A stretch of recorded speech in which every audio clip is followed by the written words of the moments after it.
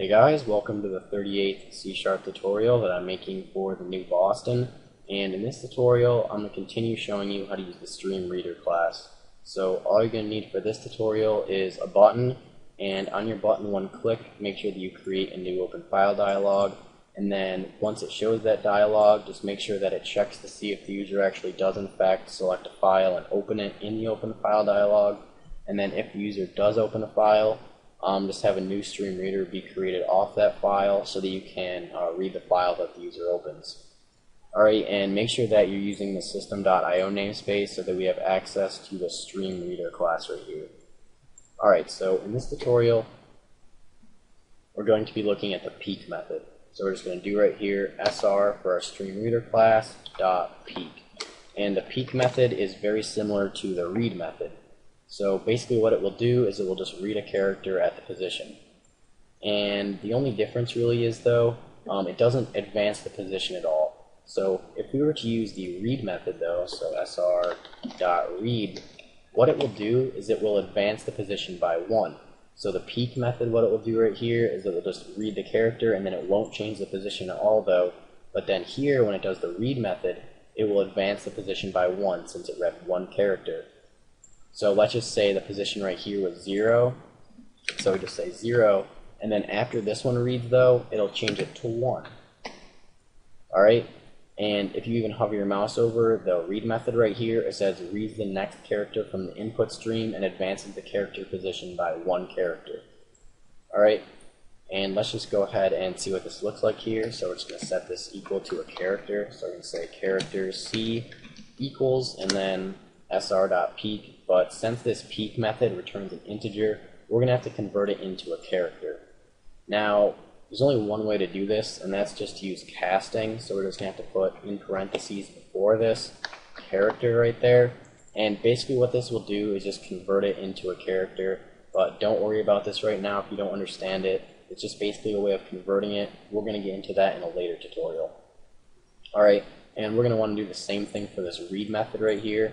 So we're just going to say character C1 equals, and we're going to have to convert it into a character, so we're just going to say character like that. And again, don't worry about this, basically just converts whatever this reads into a character. Alright, so after this reads right here, it says the position is 0. But then after this reads right here, it says the position is 1. So then if we were to go ahead and read again, read another character, it would be a different character. So since these are both reading at the same position, they should be the same characters. So C and C1 should be equal. But if we were to go ahead and read another character after this, it would be a different character completely. It would be the one after these two. So it would be the one at position 1. So let's just go ahead right here and see what happens. So we do character C2 equals, and then sr.read. And then we're just going to convert this, obviously, into a character. So I'm going to say character. Alright, so right off the bat, the position is 0. And after this reads, the position is still 0. But after this reads, it changes the position to 1. So these two are both reading at the exact same position, so they're always going to be the same character. But this one is reading at position 1, so it's going to be a different character than these two. And let's just go ahead and make sure that this works right here. So we're just going to say messagebox.show, and we're just going to say, right in a line right here, we're just going to say c.toString, and then following that, we're just going to put C1 and so on. But in between each one, I'm just going to put a colon so it's easier to read. And then we're going to do C1.toString, followed by a colon so that we can read it easier, and then we're just going to do C2 after that. Alright, so let's just go ahead and make sure that this works right here. We just debug and click our button to open the open file dialog, select this file right here. And as you can see, yep, these are two of the exact same characters.